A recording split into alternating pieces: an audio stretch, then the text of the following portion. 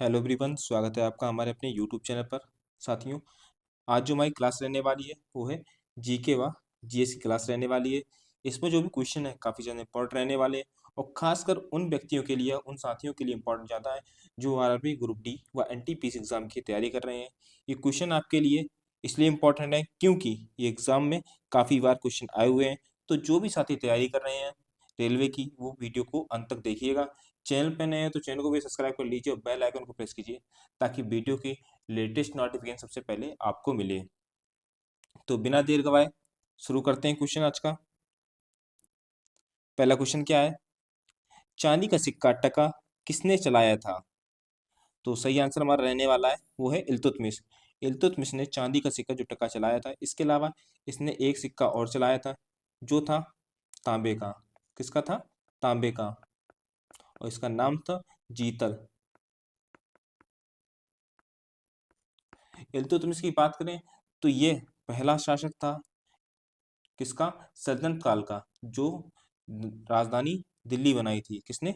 दिल्ली। दिल्ली राजधानी बनाई थी इसने। ये सल्तनत काल का पहला शासक था, तो ये भी आपको याद रखना है। इसके अलावा इसने एकता व्यवस्था प्रारंभ की। एकता व्यवस्था, ये भी कभी क्वेश्चन पूछ दिया जाता है कि निम्न में से बताइए किस शासक ने एकता व्यवस्था का प्रारंभ किया था, तो इल्तुतमिश इसका आंसर होगा। इसके अलावा इसने कुतुब मीनार, क्या है? कुतुब मीनार, इसका जो निर्माण कार्य है वो पूर्ण कराया था। निर्माण पूर्ण कराया। बात करते हैं जो हमारा ऑप्शन ए है, कुतुबुद्दीन ऐबक। तो ये गुलाम बख्श का प्रथम शासक है। इसके अलावा सल्तनत काल का भी प्रथम शासक को माना जाता है। किसको? कुतुबुद्दीन ऐबक को। और इसने कुतुब मीनार का जो है निर्माण जो है ये प्रारंभ कराया था। और अंत किसने कराया है? खत्म किसने कराया? तो इल्तुतमिश ने खत्म कराया है। इसके अलावा जो कुतुबुद्दीन ऐबक है इसने एक फेमस बिल्डिंग बनवाई थी जिसका नाम है 2.5 दिन का झोपड़ा। कहाँ पे है? अजमेर में। याद रखिएगा। यदि नहीं याद रहता है नोट्स बना लीजिए, कॉपी लेके बैठिए, नोट्स बनाइए। आगे बात करते हैं बलबन की। तो बलबन ने क्या किया था? तो इसने सिजदा व पैबोश ये प्रथा प्रारंभ की थी। इसके जो दरबार में जो भी आता था वो सिजदा व पैबोश नवाब को, या कह सकते हैं जो राजा है वहाँ का, उसको करेगा। इसके अलावा एक फारसी त्योहार है जिसका नाम नवरोज है, ये भी इसने प्रारंभ करवाया था। आगे क्वेश्चन देखते हैं दूसरा। निम्नलिखित में से किस सिख गुरु ने अमृतसर की आधारशिला रखी थी? तो ये सही आंसर रहने वाला है गुरु रामदास। क्या है? गुरु रामदास। ये सिख गुरुओं के आपके चौथे गुरु हैं और इन्होंने अमृतसर की आधारशिला रखी थी। कैसे रखी थी? तो इनको 500 बीघा जमीन मिली थी। 500 बीघा जमीन मिली थी। किसके द्वारा? तो अकबर के द्वारा। अकबर के द्वारा इन्हें जमीन दी गई थी 500 बीघा, जिस पर इन्होंने अमृतसर शहर की स्थापना की। गुरु अमरदास की बात करें तो ये हमारे तीसरे सिख गुरु हैं। गुरु अर्जन देव ये पांचवें सिख गुरु हैं। और गुरु हरगोविंद ये छठवें गुरु हैं सिख गुरुओं के। गुरु अर्जन देव के बारे में बात यह है कि इसको जहांगीर ने मरवाया था। ठीक है, तो ये सब आपको याद रखना है। अगला क्वेश्चन देखते हैं। भारत में गांधी जी का प्रथम सत्याग्रह कहाँ हुआ था? सही आंसर हमारा रहने वाला है चंपारण में। चंपारण की बात करें तो 1917 में यह सत्याग्रह हुआ था। पूरा नाम इसका क्या है? चंपारण सत्याग्रह। चंपारण सत्याग्रह ये गांधी जी का प्रथम सत्याग्रह माना जाता है। क्यों माना जाता है ये तो बात की बात है, लेकिन क्यों हुआ था ये? तो हुआ इस प्रकार से था कि जो बिहार के किसान थे, चंपारण पहली बात तो कहाँ है? बिहार में है। तो यहाँ के जो किसान थे उनको जबरदस्ती नील की खेती कराई जाती थी या फिर ऐसी खेती कराई जाती थी जिससे पैसा तुरंत प्राप्त हो, जो वर्तमान में जिसमें हम लोग कहते हैं कि नकदी फसलें करना है। जैसे कि एक ऑप्शन दूं मैं आपको, तो मक्का, ये कैसी मारी है? नकदी फसल है। पैसा तो आप तुरंत मार्केट जाइएगा, तुरंत आपको पैसा मिल जाएगा। आपको ये खाने भर के तो है नहीं कि आप मक्का रख ली खाने, साल भर वही खाएंगे। खाना तो हमको गेहूं है। तो मक्का कैसी हमारी नकदी फसल है, तो मक्का करा ली। या फिर जो नील की खेती है, इससे क्या होता था? जो जो हमारा खेत है उसकी जो फसल है उसमें उसकी उपजाऊ क्षमता कम हो जाती थी, खेत की उपजाऊ क्षमता कम हो जाती थी।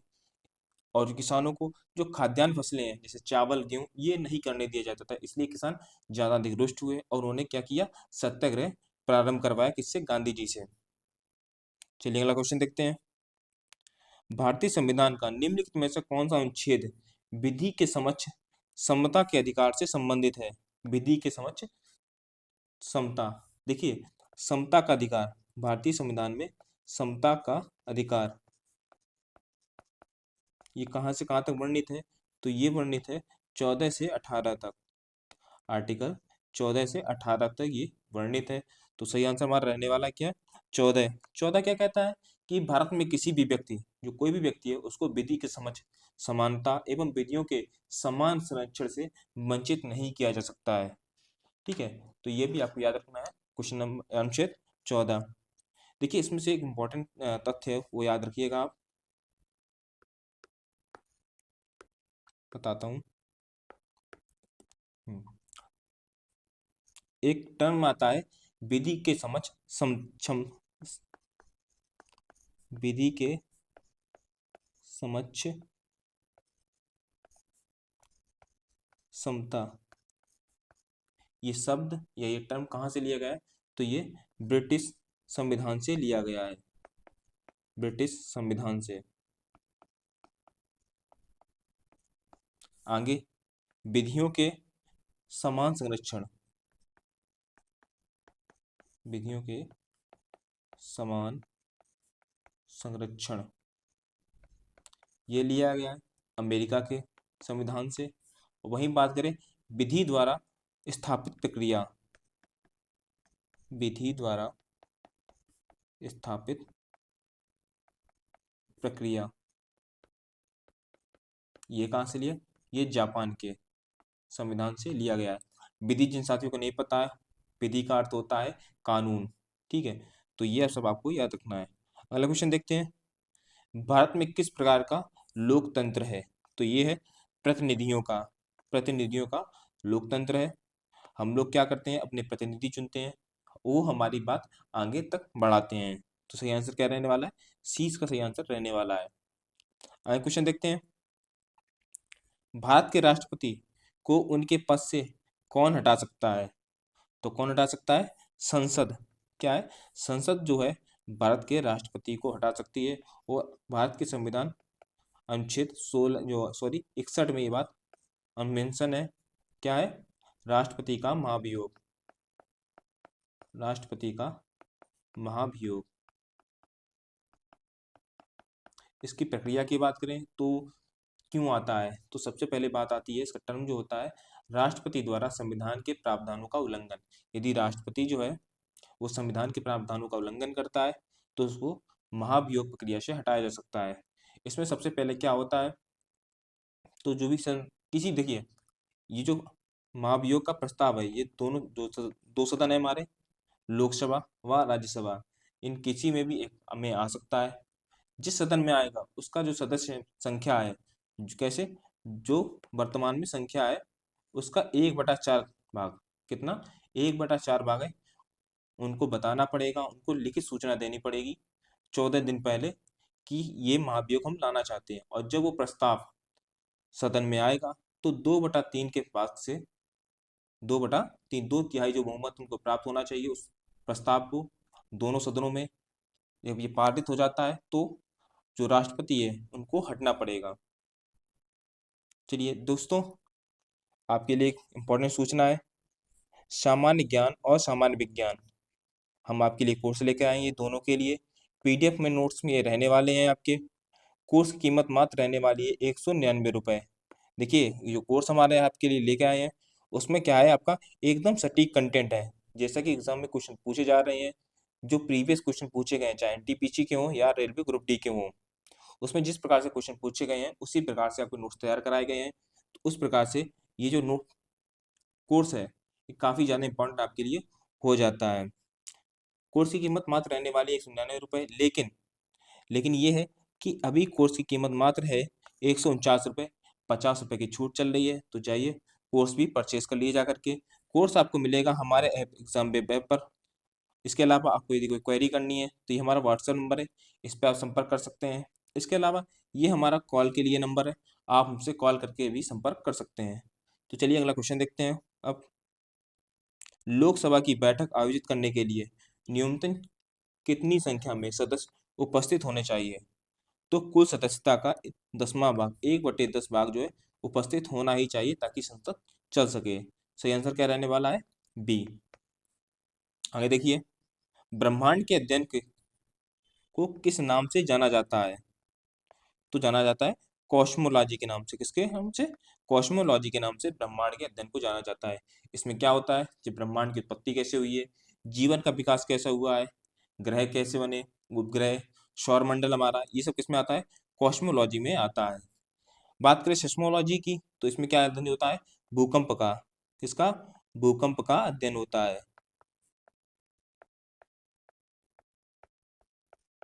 आगे देखिए, एस्ट्रोलॉजी। एस्ट्रोलॉजी में क्या होता है? तो ऐसी विद्या जिसमें ग्रहों व तारों या नक्षत्र बोल सकते हैं, तारों को नक्षत्र बोल सकते हैं, तो ऐसी विद्या जिसमें ग्रहों व नक्षत्रों के शुभ और अशुभ प्रभावों का अध्ययन किया जाता है, वो एस्ट्रोलॉजी कहलाती है। न्यूमरोलॉजी की बात करें तो जैसे नदी, नाले, झील, तालाब, जलप्रपात या जो भी भूमिगत जल समूह है उनका अध्ययन किया जाता है। तो सही आंसर क्या है इसका? ए इसका सही आंसर है। आगे देखिए, निम्नलिखित में से कौन सी रेखा भारत के लगभग आधे हिस्सों से होकर गुजरती है? तो वो हमारी है कर्क रेखा। क्या है? कर्क रेखा भारत को आधे हिस्सों से लगभग गुजरती है, भारत को आधे हिस्से में काट देती है, एक प्रकार से कह सकते हैं। कुल 8 राज्यों से होकर गुजरती है। कौन कौन से राज्य? तो सबसे पहला आपका है गुजरात, इसके बाद आपका राजस्थान, राजस्थान के बाद आपका मध्य प्रदेश, मध्य प्रदेश के बाद आपका छत्तीसगढ़, छत्तीसगढ़ के बाद अब क्या है? झारखंड, झारखंड के बाद वेस्ट बंगाल, और वेस्ट बंगाल के बाद त्रिपुरा, त्रिपुरा के बाद मिजोरम। तो ये कुल 8 राज्य है, इसको भी आप याद रखिएगा। इन राज्यों से कर्क रेखा होकर गुजरती है। आगे देखिए क्वेश्चन क्या है, भारत के किस राज्य में सर्वाधिक वर्षा होती है? तो किस राज्य में होती है? वो होती है मेघालय में। किसमें? मेघालय में सर्वाधिक वर्षा होती है। मेघालय में जो मौसिनराम है वहां पे सर्वाधिक वर्षा होती है। साथियों, क्वेश्चन पसंद आ रहे हो या वीडियो पसंद आ रही है तो वीडियो को लाइक कर दीजिए। चैनल पे नए हो तो चैनल को भी सब्सक्राइब कर लीजिए और बेल आइकन को प्रेस कीजिए ताकि वीडियो की लेटेस्ट नोटिफिकेशन सबसे पहले आपको मिलती रहे। देखिए, जैसा कि आपको पता है कि वर्तमान में आपकी जीके और जीएस की क्लास चल रही है। पूरे सप्ताह में जीएस और जीके की केवल आपकी 2 दिन क्लास होती है। इसके अलावा बाकी दिन आपकी साइंस क्लास होती है। पर डे 11:10 पे सुबह की आपकी क्लास आ जाती है। तो इसको देखते हुए ये क्वेश्चन आपके जो है, ये भी क्वेश्चन आपके लिए इंपॉर्टेंट है। इसके अलावा साइंस में जो क्वेश्चन आएंगे वो भी आपके लिए इंपॉर्टेंट है, तो उसको भी आप क्लास जाके देख लीजिए। सब्सक्राइब कर लीजिए चैनल, ताकि ये वीडियो है आपको मिलती रहे। आगे क्वेश्चन देखते हैं, भारत में कर्मचारियों हेतु महंगाई भत्ता तय करने का आधार क्या है? उपभोक्ता मूल्य सूचकांक ये होता है। और कर्मचारियों हेतु महंगाई भत्ता तय करने का आधार, जो उपभोक्ता मूल्य सूचकांक सूचकांक है, ये किसके द्वारा जारी किया जाता है? तो ये श्रम मंत्रालय द्वारा जारी किया जाता है। इस सूचकांक में कर्मचारियों का वेतन, मजदूरी, महंगाई भत्ता, इन सबको क्या किया जाता है? समायोजित करके इनका प्रयोग किया जाता है, ताकि जो कर्मचारी हैं उनको किस प्रकार से संतुष्ट किया जा सके, उनको कहीं किस प्रकार से वेतन दिया जा सके। आगे देखिए क्वेश्चन, निम्नलिखित में से किस राज्य में दंपा टाइगर रिजर्व है? तो किस राज्य में है?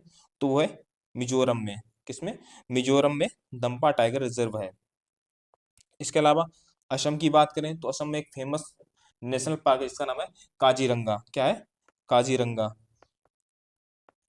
इसको आपको याद रखना है, काजीरंगा नेशनल पार्क। इसके अलावा कर्नाटक की हम लोग बात करते हैं तो कर्नाटक में क्या है आपका? Bandipur, Bandipur national park. उड़ीसा में तो आपका है सिमलीपाल, सिमलीपाल नेशनल पार्क। इसके अलावा एक और है सतकोसिया। क्या है? Satkosia national park.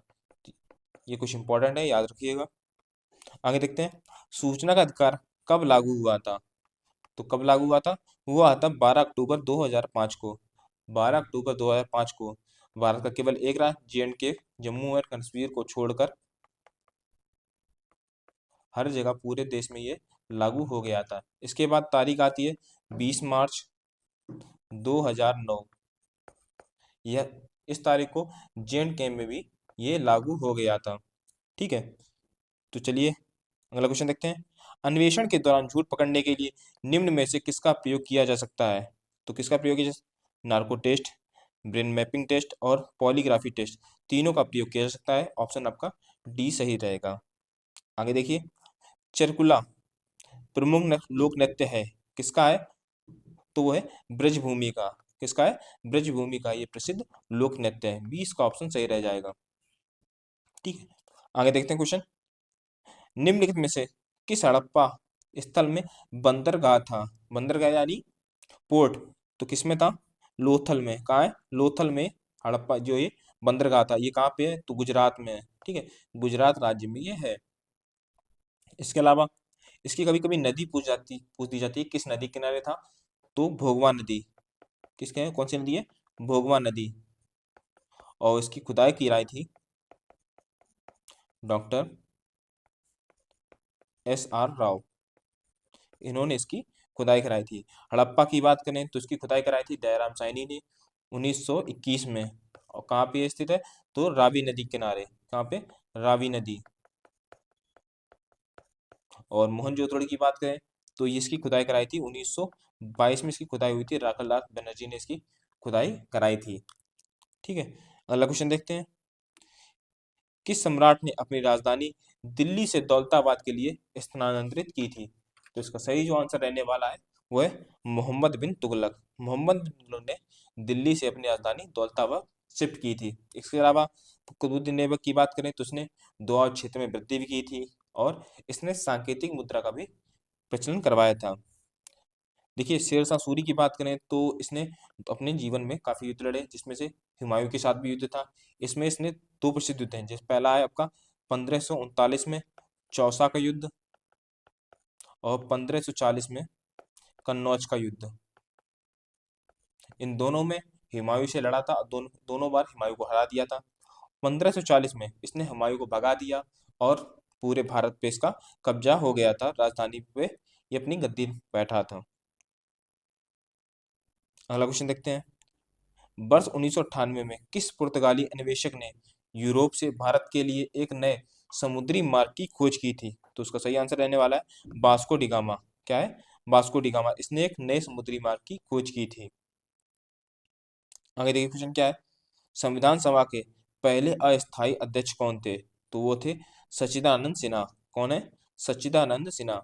पहली जो बैठक हुई थी वो हमारी हुई थी 2 दिसंबर 1946 को हुई थी। और इसमें जो अस्थायी सदस्य थे, सॉरी अस्थायी अध्यक्ष थे, वो थे डॉक्टर सच्चिदानंद सिन्हा। इसके बाद जो दूसरी बैठक होती है 11 दिसंबर 1946 को बैठक होती है, इसमें हम लोग की क्या था, स्थायी सदस्य चुन लिए गए थे। और हमारे स्थायी सदस्य थे, सॉरी स्थायी अध्यक्ष वो थे डॉक्टर राजेंद्र प्रसाद।